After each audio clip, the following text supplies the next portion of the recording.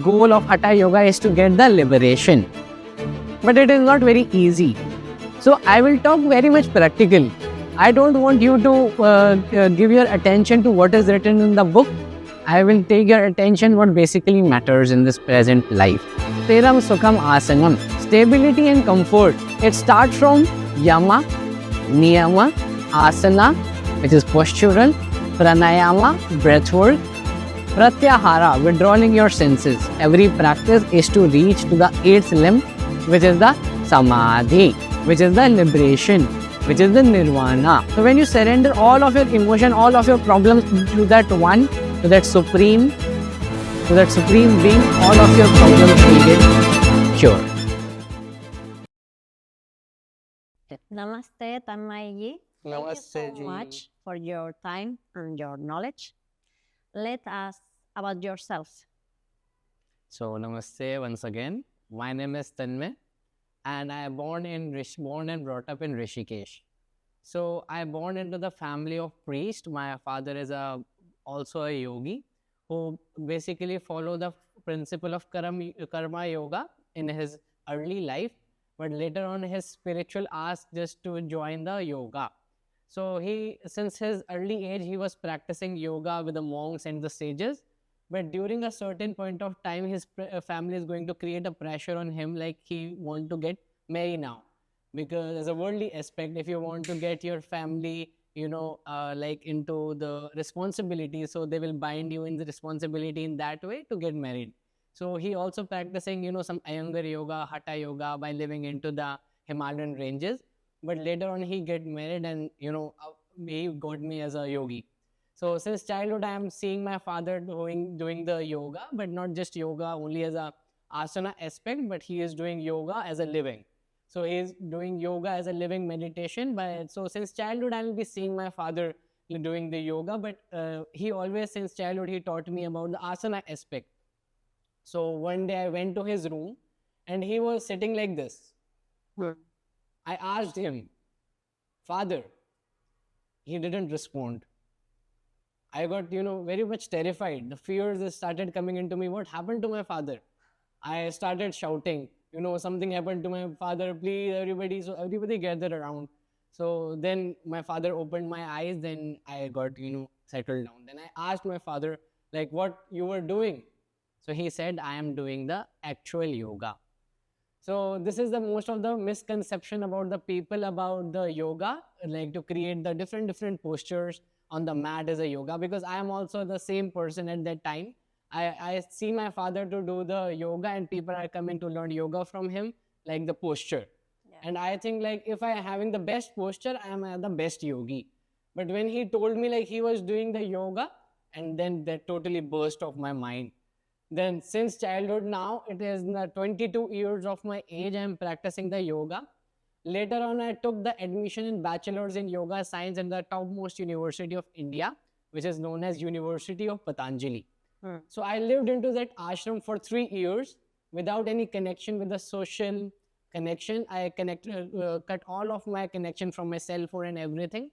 And I lived into the ashram for 3 years. And even they don't allow us to go outside the premises because they think that yoga is a lifestyle. Since 4:30 a.m. you are waking up in the morning till 6 p.m. Whatever doing, that is a living meditation.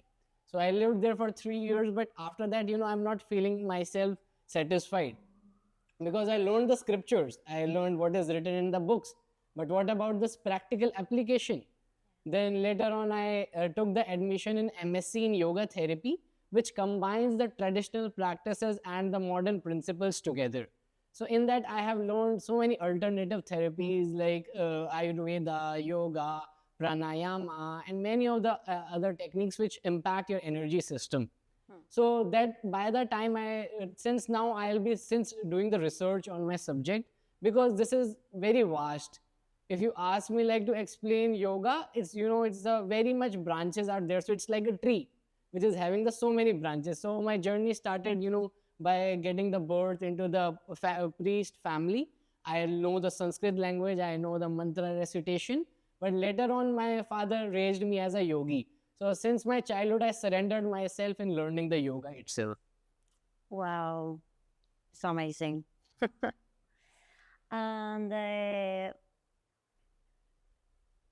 how did your journey into yoga begin? So my journey begins. So my first mentor of my yoga is my guru, is my father.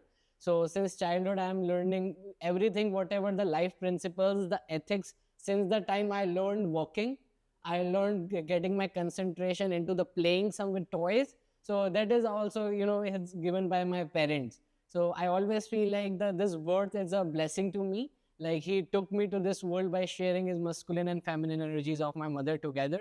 So the creation of this life happened. So I always work on the root. So my root is I got from my parents, and then later on into my this journey, there are many mentors. My guru from the basically the asana aspect, my spiritual mentors are there who will be always guiding me, not just always the physical guidance, but from internal guidance, but the connection from the like your spiritual energies by the mantras they shared with me, by practices they shared with me, the life ethics, I follow them, very blindly, because the process is trust and surrender. So I'm surrendered to my guru. So my first, if you ask like how my journey started when when I came to this world.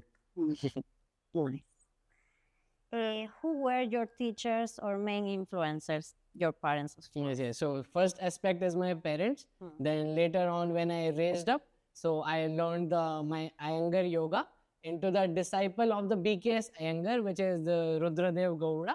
So my father is getting the training under the Rudradev Gowda and BKS Iyengar. But later on, when BKS Iyengar passed away, so I got my like Iyengar yoga teacher training from his disciple, which is Rudradev Gowda.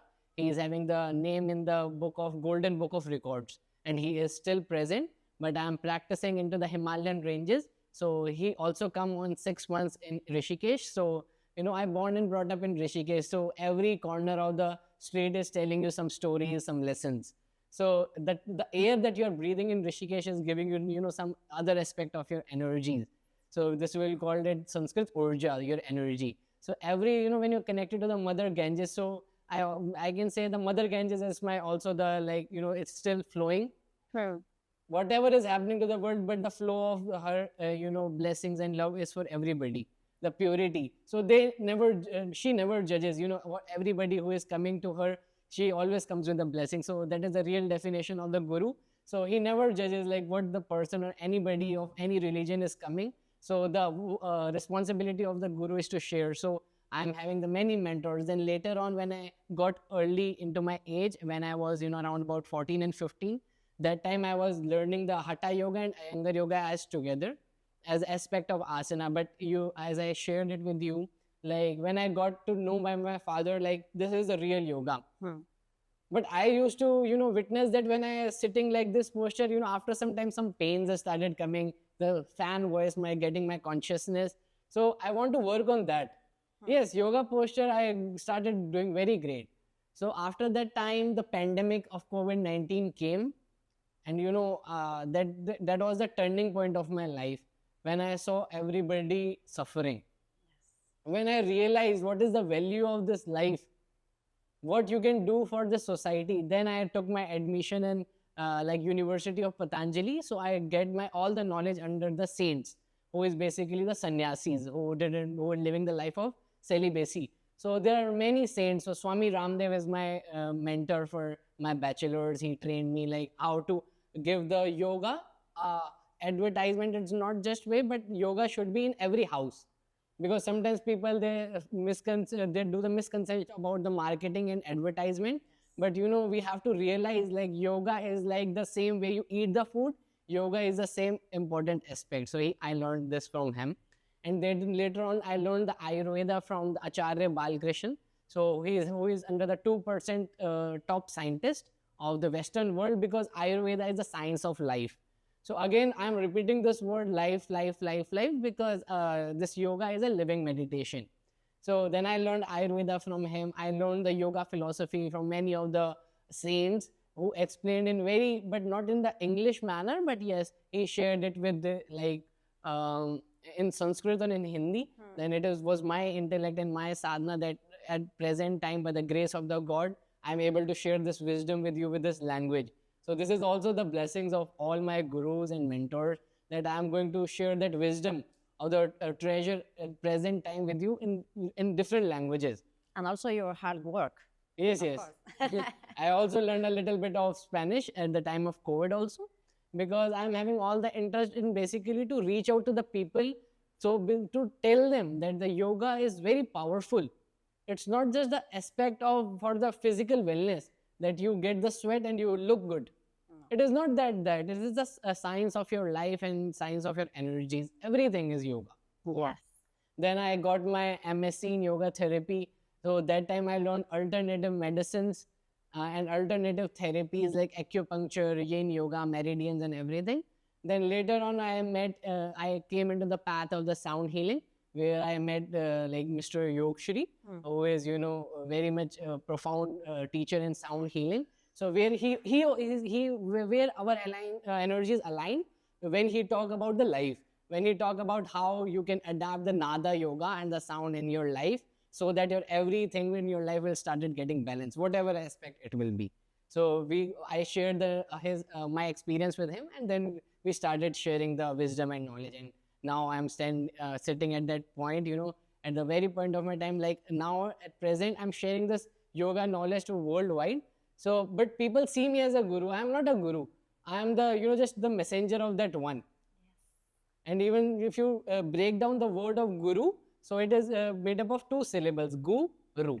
Basically, guru is basically who removes the darkness into the world and brings up the light for you. So this is the only meaning of the guru. So sometimes people say spiritual master and a guru, teacher. So it is basically who remove the darkness from this mind and leads you to the path of the wisdom. So having many gurus. Yes. And I basically respect them, and in his one ask, I'll be always present for any of that and what I can assist for them. What led you to dedicate your life to teaching? Yes, so it is also a story itself. So again, I was very around about 8 to 10 years old. So I am having some fears. I'm the introvert personality. I'm not that being, like you are seeing me now to having the conversation. I am also the person who always protect my energy and aura, not want to anybody to come into my energy. So one day 4 a.m. I went to my guru's place into the jungle, and there are so many people who joined him as a class. So there is a podium, and we put mats around that, and the guru do it on the stage. So the guru came, everybody do the invocation to the guru, and he came and he took his place on the on the podium on the stage. And then he stand up and he said, so the today's class is going to taken by Mr. Tanmay. And I totally got blackout. It happened to me like there is nothing in this, and I know I'm standing and everything is dark. I totally got blackout. My senses stopped working. My body started shivering. My mouth started getting dry. Difficult. Even I almost to fall. Then it was the first time I questioned my guru. How I can. I'm into the training. I'm a seed. Oh, I need to grow. So he said, this is the growth. You come here, you teach. Nobody is here to teach. Nobody is here to judge. Everybody is here to experience. So when you come here, you just cope up from your fear with this courage. So when you just break your fear and you come onto the stage, that will be your courage, and that will be the learning for you, and that will be the achievement for me, my guru said. So he motivated me like that way, that is totally magical. Since early age, I started teaching. Now it's the 6th to 7th years now I'm teaching the yoga. So what has made me confident is like to breaking up the fear. So then later on I realized like this fear is stopping me to doing always good. That if I take this decision, what will happen in future? If I take this decision, what others will feel? So that is all my fears, what this mind, this manas will create to stops me in my journey. So I broke my courage and I went up there, and he told me like, you do whatever comes in your mind. Because if you write down the script, then your whole consciousness will be to that journal and you become more nervous. Yes. So listen to your subconscious mind, listen to your soul, and whatever is coming to you, if you want to do the sitting asana, you do sitting asana. You want to do standing asana, everybody in the class will follow you. This is my words to you. I went upside, I did the class because I don't know now what I did because that was very intuitive. First I'm doing stretching this, then it was very intuitive. But that's some sort of energy what he shared with me.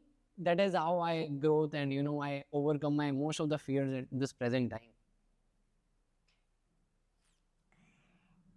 What does Hatha Yoga mean to you?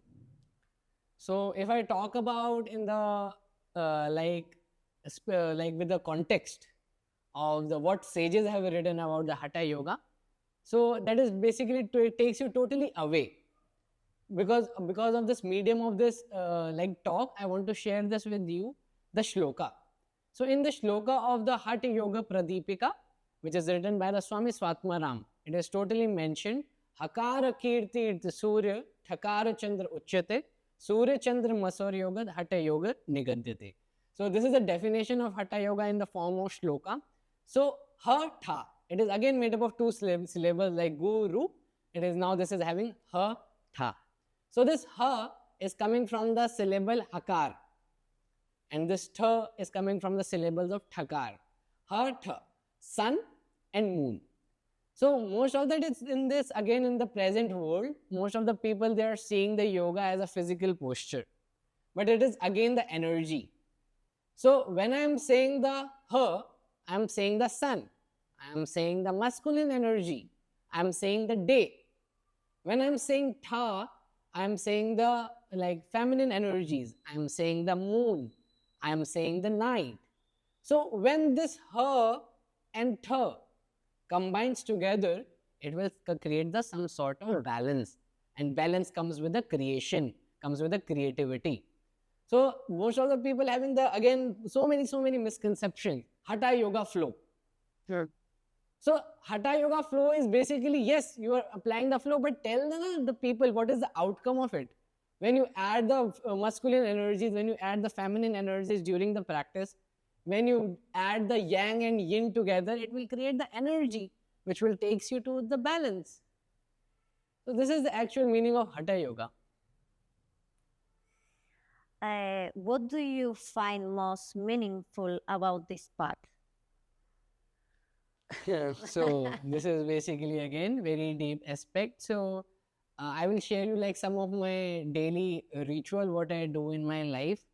So I wake up 4 a.m. in the morning and I work 9:30 or sometimes 10 in the evening. So I work more than 14 hours a day and I'm living with my family in Rishikesh. So, they're living the worldly life, I'm living the spiritual life. So again, it sometimes clash. So I got only 5 to 4 hours of the sleep in the day. But I don't know from where I'm getting all the energies during the day. But by the time, earlier it was started happening with me. I do the classes, I started feeling I'm losing up the energies. It started doing with me, I'm doing the yoga, but I again started losing my energy. I'm doing the breath work, I'm getting more sleep. Because I'm going beyond the principles of yoga. But now I realized one thing which I'll share it with you. Trustful surrender to God. In yoga philosophy, it will call that Ishwar Pranidhan. Trustful surrender to God, which will take you from that ego. So most of the people who will become successful, they always claim that I have achieved this. People working so many hours, I worked so many hours. Most of the people who comes with the result, I took the result from my yoga and from my therapies.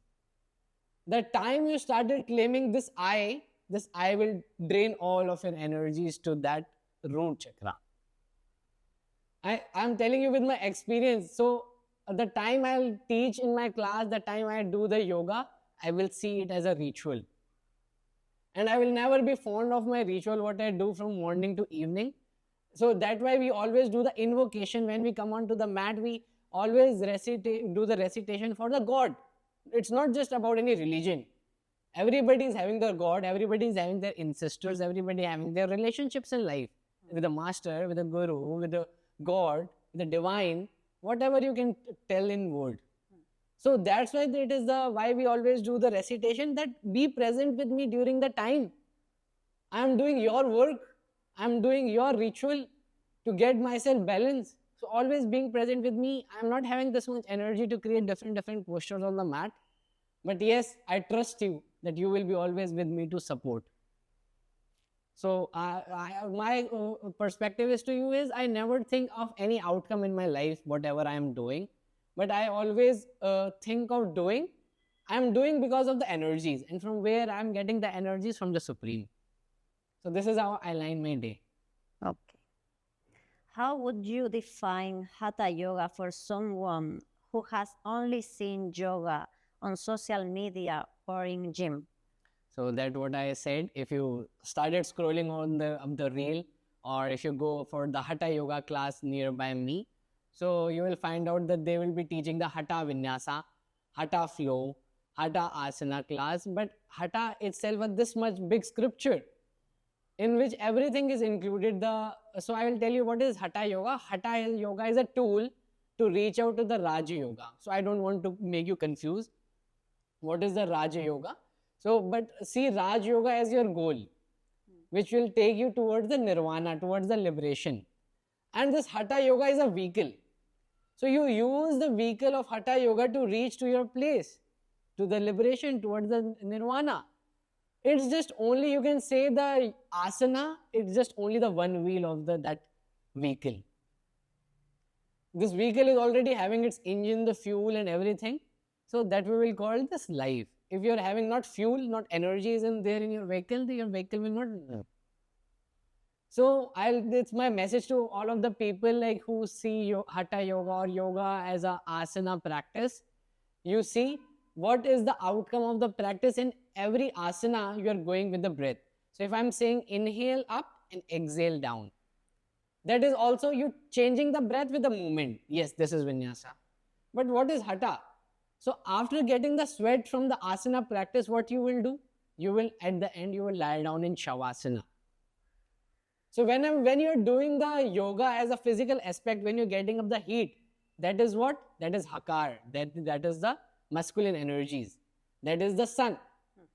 But at the time after that, you come to the counter poses and the Shavasana, that is the feminine energies. Again, you are creating the balance. Yes. Everywhere we have to find the balance. So most of the people, if you now see, people are adapting to yin yoga because the lifestyle. Every day time they wake up in the morning, they start running for the work, they start preparing the food, started running for the responsibilities. But at that end, when they come back to the home, they want some peace to sleep. That raises the most of the problem, like insomnia. People are not getting the sleep during the night. So this is the main problem. But the time you started finding the balance in your practice, you can incorporate your life in bliss. Amazing. What essential aspects are lost when yoga is reduced only to postures?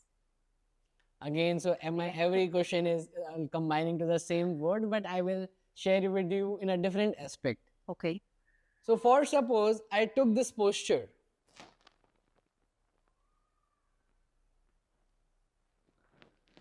So what do you think? What is happening into my body?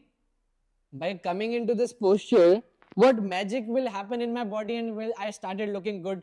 I started get myself away from the diseases. So again, people are trusting by the people's word. You do yoga, you will cure this problem. You will do this, you will have that. But how? So when we are doing like this, inhale and exhale. Again, I am expanding my organs. I'm expanding my energy pathways. I'm expanding my muscles. I'm expanding my cells. I'm expanding my joints so that the blood flow, the flow of the energy, the flow of the breath is going to reach out to my different organs. So this is how they started recharging my organs, which is now because of some reason or the lifestyle may got some lows in energy, so they got imbalance. But if you stretch, it will release your emotion. When you stretch, you will get the physical balance. When you stretch, you will get the mental stability. When you add all this, so what is the meaning of again yoga? Yoga is coming again from the syllable of yuj, which basically to unite. So when you are stretching, so here I am uniting my physical body. I am uniting my breath. Inhale up, exhale down. Breath and body is now connected, which will give the direct impact to my consciousness and my emotions. And automatically it will started releasing. So this is I explained in very short signs. Like don't listen the people. You do yoga, you get get out rid of the diseases. Yes, you will, but how? You should know. Okay. What elements of the traditional practice do you wish people would not forget? Yes. So again, we will cover everything now step by step, Yes. like a stairs. So if you want to reach here, you couldn't able to get the shortcut. Shortcut method will always be dangerous. You can fall. So the first step, which is mentioned in the Hatha Yoga, is basically the Shodhan. Shodhan means to cleanse. So again, this mat is a temple to you. This body also a temple. Your breath which is running, that is the mantra. So always cleanse yourself before coming to this mat. This practice in Hatha Yoga is known as the Shat Karma. Sure. 6 karmas. Shat, 6 karmas means action. 6 actions which will take you towards the cleansing. But it is not just the cleansing for your mind, for your body. It is cleansing for your whole. So if you want me, I can share some of the techniques with you. Like if I say first is Dhauti, Nauli, Neti, Trataka, Kapal, Bhati. So that is all the aspect of that Shat Karma. So in which you use you use the water cleansing to make your nasal pathways clear. You use the Trataka practice is basically your concentration practice. You concentrate on the candle to get cleanse of your eyes and your mind, your third eye get activated. When you're doing the Kapal Bhati, which is somehow people say it is also breath work, but this is also majorly the cleansing. How you do it? Continuous exhalation. So yes, when you're exhaling forcefully, it is cleansing your trachea, your windpipe, and it's cleansing your lungs. But you know what you're exhaling all of your discomfort out of your body. So there are some practices. So whenever you always wake up in the morning, why it is said to cleanse your tongue, to drink water, to go use the washroom, to always get excretion early in the morning. It is because that later on you will come for the balancing. If you are having all the toxins in the body and if you come to the mat, you will grow the toxins in your body. So the first aspect of Hatha Yoga is your cleansing, your hygiene. Whenever you are coming for that practice, always wear the clean clothes. Always make your mat hygienic because that time you are inhaling deeply.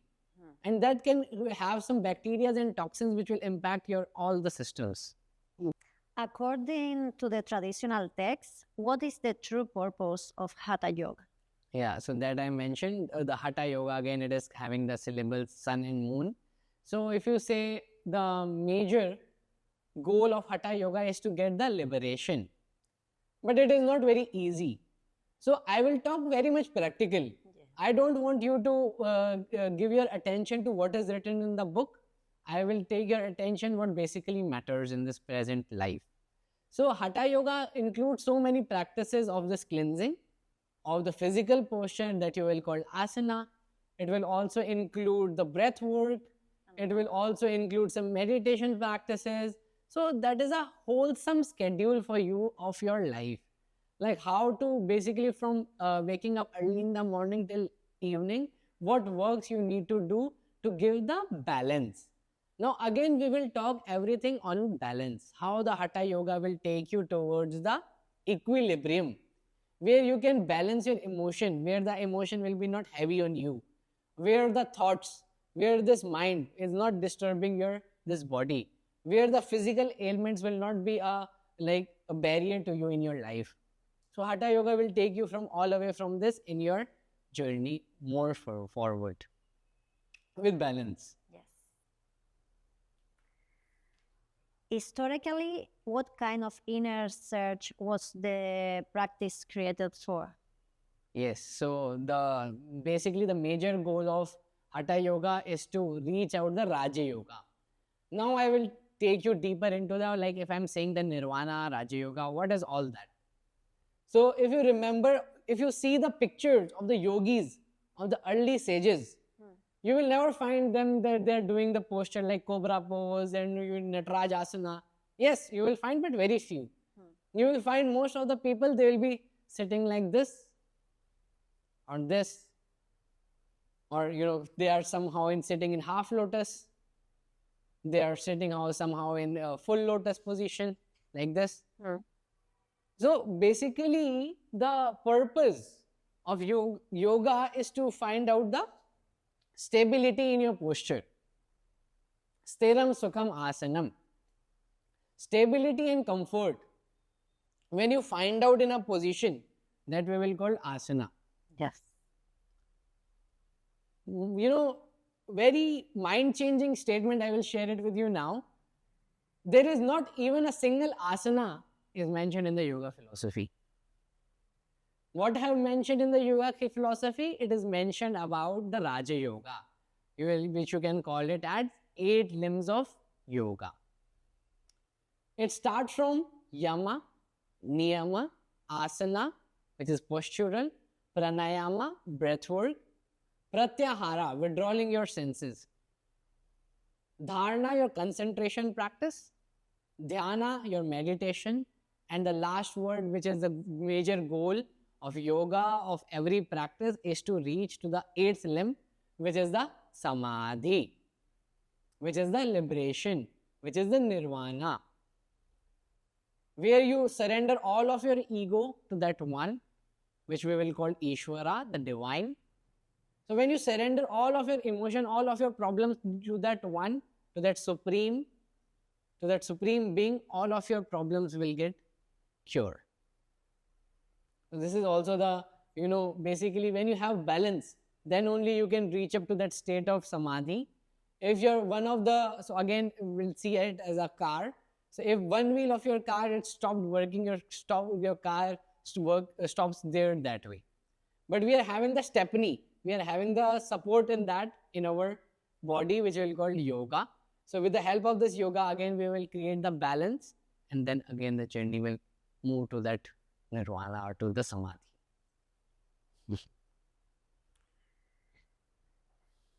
How would you explain to a student that the posture is not the center of yoga? So again, it is a kind of loop.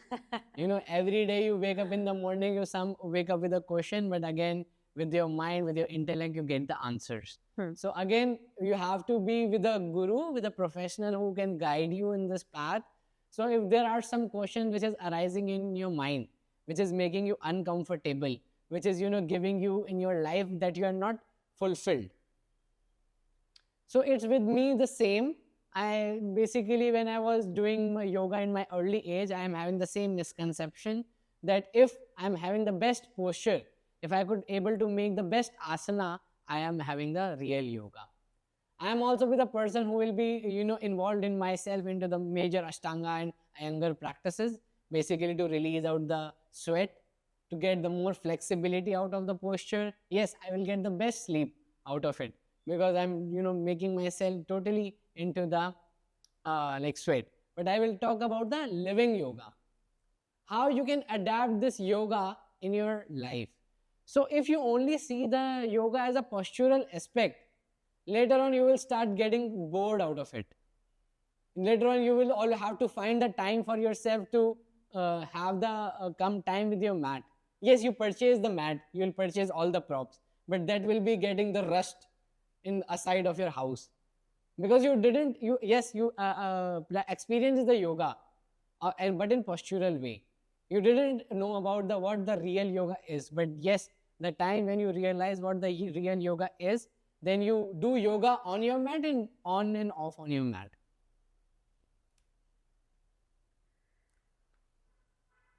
During a real practice, what is happening inside the practitioner beyond the physical shape?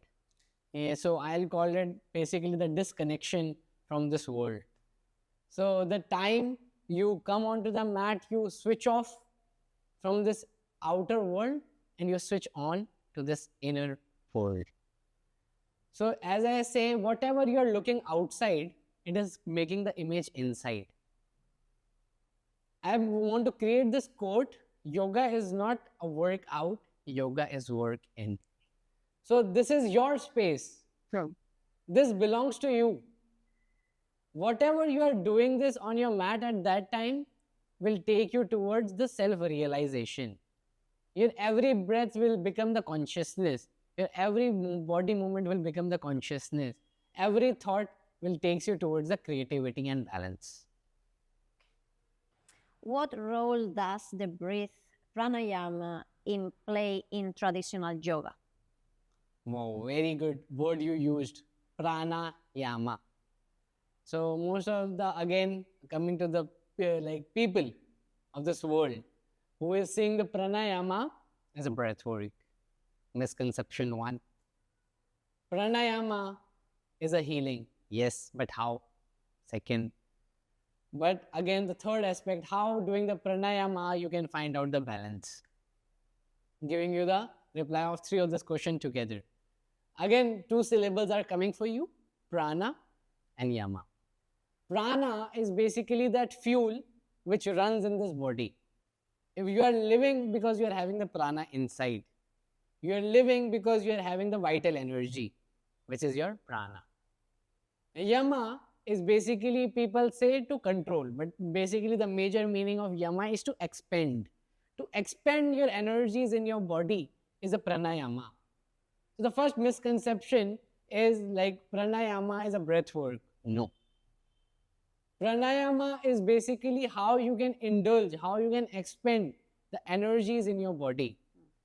Just not to drain your energies, but yes, to expend your energies. It's the science of your vital energy. Now you see, people are having the nostril. Do you know how you are breathing and it is converting into the energy? Most of the people, they are breathing in the present time very faster. They are not taking their breath deeper to their abdominal region, deeper to their diaphragm muscles, deeper to their lungs. They are only taking the breath to their collarbone, very short. They are only doing the clavicle breathing. They are only breathing from this region, very fast. You know, when the people work, when the people run, when the people having stress, when the people having illness, just check your breath. You will find out your breath is automatically very faster. So this breath is a bridge between the body and mind. Again, if you want to unite, if you want to practice the Hatha Yoga, you cannot go beyond this bridge because there is no other way to reach this body and mind. But yes, the time you have some control of this expansion, you can get the balance in your life. Coming to the shlok, which is mentioned in the yoga philosophy about the pranayama. It is written that in pranayama, tasmin sati, shwas prashwas gati vichedaha pranayama. It is written that inhalation and exhalation is not the pranayama. Don't get this misconception that going for the breath exercises, it is leading towards the pranayama. Pranayama is what? How much retention capacity your lungs are having, which will mention as the kumbhaka. How much retention practice that you are having in your lungs. How much, inhalation and exhalation, yes, it is a component. But that will lead to you how much deeper your breath is. How much retention that you are doing when you are breathing in. How much retention you are doing when you are exhaling out. That is the actual meaning of the pranayama as a yoga philosophy. Also, the cleansing practices, what we are doing with the water, we are doing with the rubber, is basically makes your breathing more expanded. Do you know when you are breathing, you're only using 10% of your lungs? There is 4 to 6 liter capacity of your lungs. Out of that, you are only using the 10% of your lungs. So this is the science of your energy. So when you become aggressive, or I suppose, I'm saying this word aggressive, anger, this is an emotion. How your breath will become.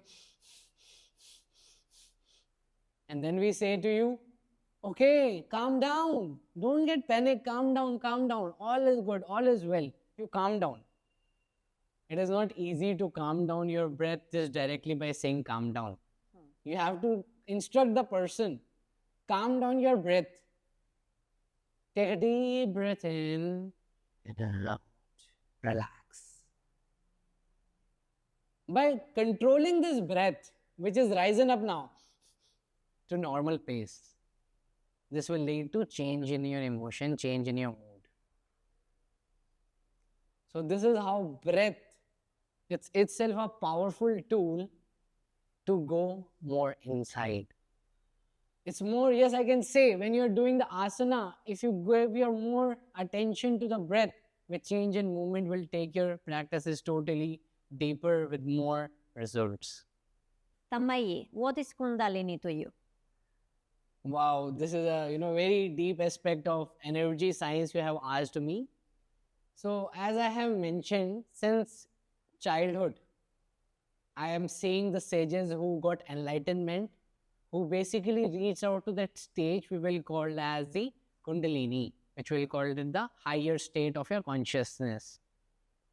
But having again so many misconceptions to the world again. What is the problem? The problem is this: the people want easy solution for their problems. And this eyes is having the 70 to 80% of your sensory receptors. You're seeing the real. Yes, whatever they have mentioned, the caption and whatever the weird or whatever the thing they're doing on the camera, yes, I'm sharing this word with you, like negative words, but it is all about that. People get, attracted to that thing by using it as a promotional aspect. I will share what is written in Hatha Yoga about your spiritual practices, about your energy practices. It is written that Hatha Yoga Param Gopya Yogina Siddhi Michyatam Bhave Dhirvati Gupta Nirviryatu Prakashita. So Hatha Vidya Param Gopya means that all the practices, what you are doing in energy science, you have to keep it to you. If you started promoting into the world as an advertisement, or your practices are just basically that will deplete your energy. Because that is your journey and your connection within. That is your own story. Yes, you can give the experiences and the path, but you cannot make them experience what you are experiencing right now. Because getting enlightened is also a journey. It is not like that you sit under the Bodhi tree like a Buddha and you got the enlightenment. You don't know what he left. He left his home.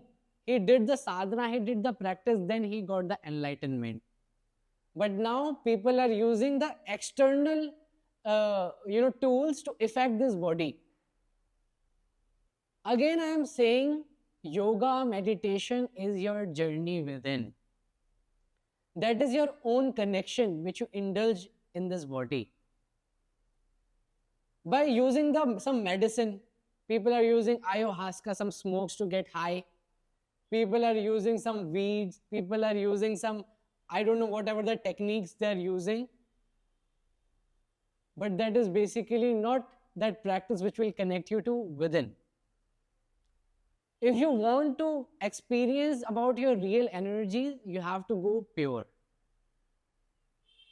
As I mentioned, the hygiene and the clarity and even the shodhan, the detoxification is the first process of getting yourself into the practice of ritual aspect. So Kundalini, I will explain you, that is your energy. But Kundalini means when the energy becomes like a snake. So the energy and snake is representing your energy, the snake and Kundalini representing your energy. So if you see in this present life, most of the people, their energies are basically to this worldly aspect, to the eating, to your desires, to the fears. Their energy is not uplifting up because here is having the emotional stagnancy. When you're having the emotional stagnancy in your heart, when you're not releasing your emotions, when you're not opening up the heart, when you're not speaking your words, again it will create some blockages. So though how you will come to here?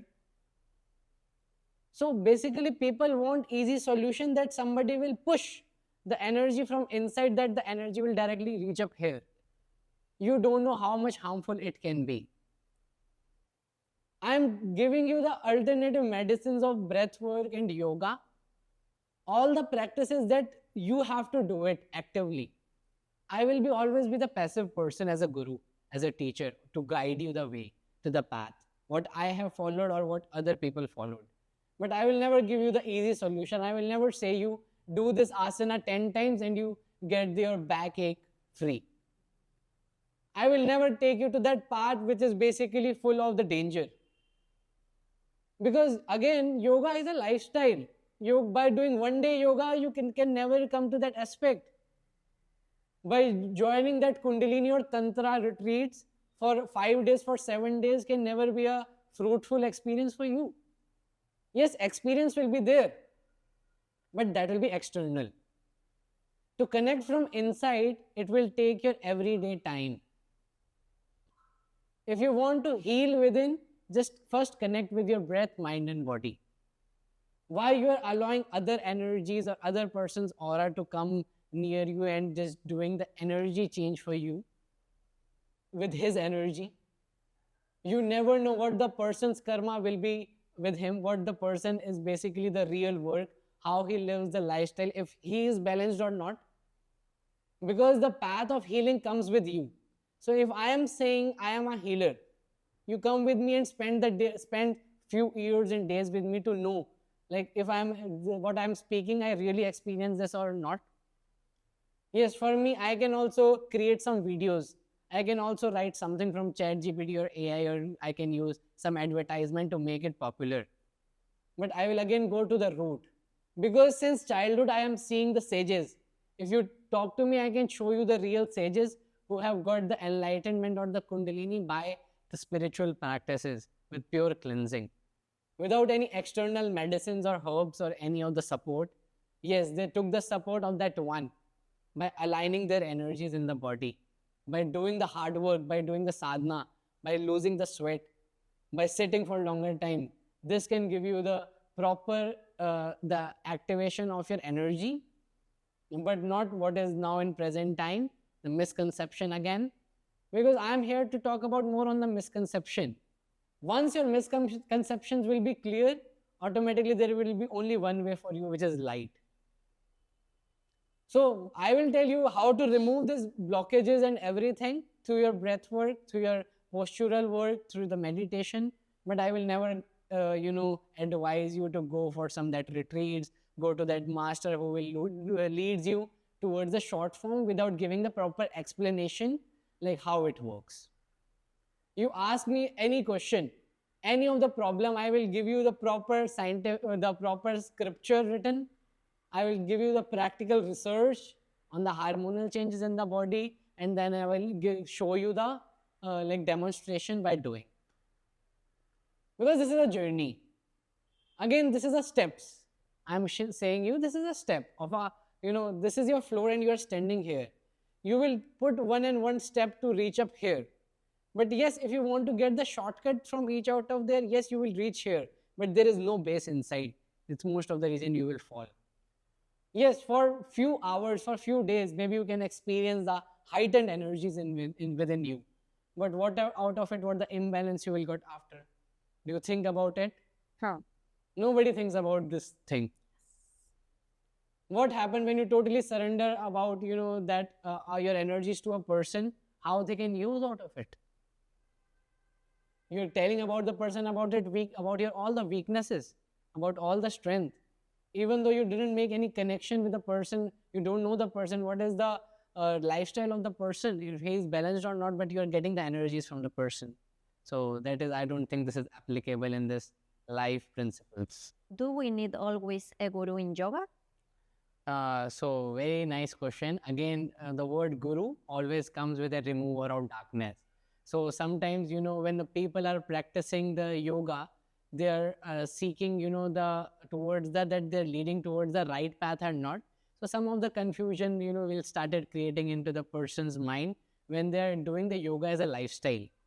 But yes, if you are looking yoga for basically to make your physical body into the balance and even your breath, then you can use, some of the nowadays they're on YouTube videos. So you can go and find out that proper master who basically links the breath with the physical posture. But if I talk about basically the importance of guru in life, it's very important. But sometimes people, they don't trust other people, what they are saying.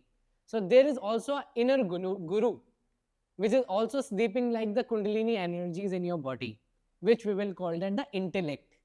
So sometimes, you have seen on one shoulder, the devil is sitting, on the other shoulder, the divine is sitting, and they're both having the talk. So for suppose I will give you the example. So tomorrow, early morning, you are having a yoga class and you are sleeping. When you wake up in the morning, you have one question that, 5 minutes more. Oh, you can sleep 5 minutes more. So this talk is coming from that negative mind side, which is coping up your manas. Okay, just rest more and 5 minutes more. You heard this side. You heard that, okay, 5 minutes more. Then this 5 minutes will turn into 2 hours.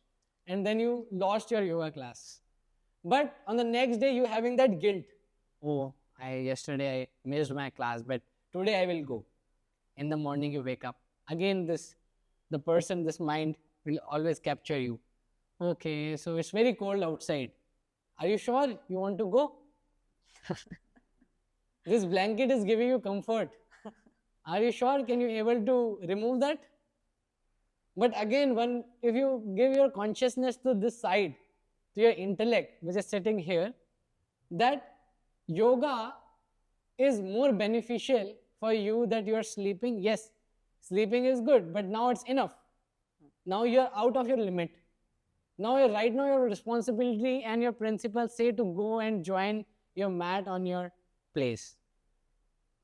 So this is your intellect, which is your own side of your mind, which is taking you towards the right path.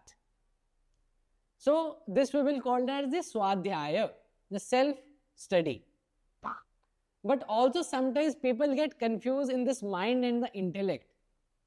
But that time the person wants a master or a guru, which will guide the person about the proper alignment of the posture, with the proper breathing of the posture, with the proper, so for suppose you got yourself into meditation. And during the meditation, you got some questions. You are seeing the red light. You are seeing the violet light. You are getting some thought. You are seeing those people which you never seen in this present life. But this question will again make your mind so much exhausted. Who are these people? Why I am seeing this? What is that? So that time to get away from this question, again you need a master. So which will tell you which is your intellect and which is your mind. So guru is just only differentiating in your life about right and wrong, removing the darkness, bringing up the light. But again, in the Western world, people who are seeing the yoga as a physical posture, they can get the AI, they can get the YouTube, they can get the yoga practice, asana practice, not yoga, asana practice right away. But if you want to deepen your practice, if you really want to connect yourself, and yes, connect you can. But after the connection in your path, you will find out some of the barriers. To remove all those barriers, somehow it will be difficult during that time. So you need some push. Guru can give you only a push to move, to elevate you up. But it's only you who will elevate. And how about our inner guru? So inner guru is basically your intellect. So for that, you have to create the intention in your heart. What is the ask from you from this your mat and yoga. So for suppose I am coming with the intention that today I have to cure my back. Today I will only cover the back bending postures. Then this you have created the sankalpa, the intention, the affirmation that today I will work on my back. So this is your self-talk. So you are not doing the self-talk with this mind. You are doing self-talk with the soul, which is immortal, which is having so many past experiences, which is having everything is stored here. So from out of that intellect, it will give you the way. So this is the inner guru. So by connecting yourself with the affirmation, so always do some self-talk in the meditation when you are beginning your practice. What brings you on this mat? Why you woke up in the morning? What is your ask from this mat today? What you want? You want to do more in meditation? You want yourself physically balanced today? You want yourself, whatever affirmation you will create to this mat, this will give you that outcome. Thank you so much. It's been always my Tanmay. pleasure. Thank you for all your wisdom and knowledge. No, it's what you making it special. If you are not here, to whom I will share it with? To the walls? No. So this is how it's already, call it the part of the destiny. So I never feel like whatever I'm doing to, you are saying thank you to this Tanmay. So Tanmay is not doing all these things. This Tanmay's energy is always run by some other energies.